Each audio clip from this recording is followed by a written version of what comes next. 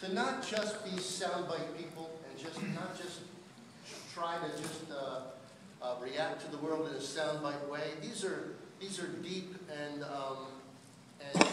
the understanding of the principles, the understanding of the worldview, and then the application of the worldview to the civil body politic takes time, thought, understanding, practice, rehearsal, re-rehearsal. So to take the time and to go through this is something that I commend you for. Most people in America don't do that anymore. Your mission now is to take it and do it for others and do it with others. To spread not only the worldview, but the application of the worldview to the civil body politic. That's what we're trying to accomplish. Those of you who perhaps haven't taken it, let me exhort you and suggest to you that you do. I think you'll find some moments in it and your experience, pardon me, will be not only an enjoyable one, but a very satisfying one in terms of waking up to things that maybe they were always fuzzy. You knew there was this thing called separation of church and state, but you didn't really know what it was. Sometimes when you get some of these ideas understood, it helps for other ideas to fall into line. It helps other things that you've been thinking about or worried about or thinking over to fall into place. So what I'd like to do is just to share a couple of ideas with you tonight. And this is not only for the graduates, but for others. And here we go. What I did was to take the Declaration of Independence, which is the organic law of, it's the U.S. Code says so, right? The Declaration of Independence is part of the organic law of the United States. And I printed it out. I adjusted the type so that it would print out on 4 pages, okay? And I made the first page white and the next 3 pages red.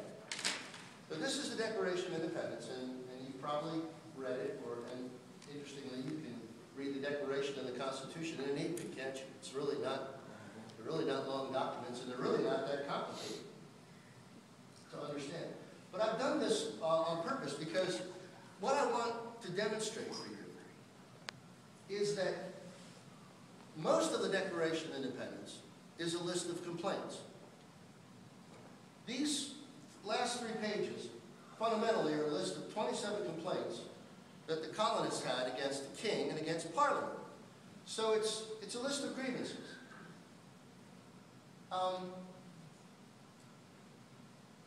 And had it not been for this page, it just would have been a list of grievances and probably lost to history. When I was a kid, I had a bedtime. I had to be in bed at 9 o'clock. When you were little, what was your bedtime? I mean, what time's your bedtime?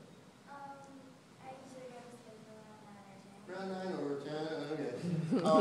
When you were 8 o'clock. When your bedtime came, when you were a little kid, when your bedtime came, you probably had at least 27 reasons. Didn't you? That you didn't want to go to bed. Either you were still playing outside, playing with your friends, it was summertime, or you were engaged in something, or maybe your favorite show was on, or maybe you just didn't feel sleepy. So you said to the lawgiver, who was who? The parents. Mom, Dad, right? You said to the lawgiver, you had 1 reason, you had 2 reasons, you had 27 reasons. Did it change anything? No. You still had to go to bed, right? Here's my point that I'm making about bedtime. If the king was the lawgiver, this is a list of 27 grievances against the king. If what comes out of the king's mouth is the law, well, you could have 27 grievances. You could have 1,020. You have 8,027 grievances. What would it matter? If what comes out of the king's mouth is the law, then it's just like talking to mom at bedtime. You're still going to bed at what time?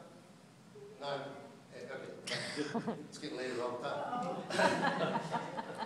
All right, so what they did and what our founders did in these first 8 sentences, principally in the first 3, really, in these 8 sentences on this first page, this first part, this 25% of the document, is that they made this relevant. They made these 27 grievances mean something. Because what they said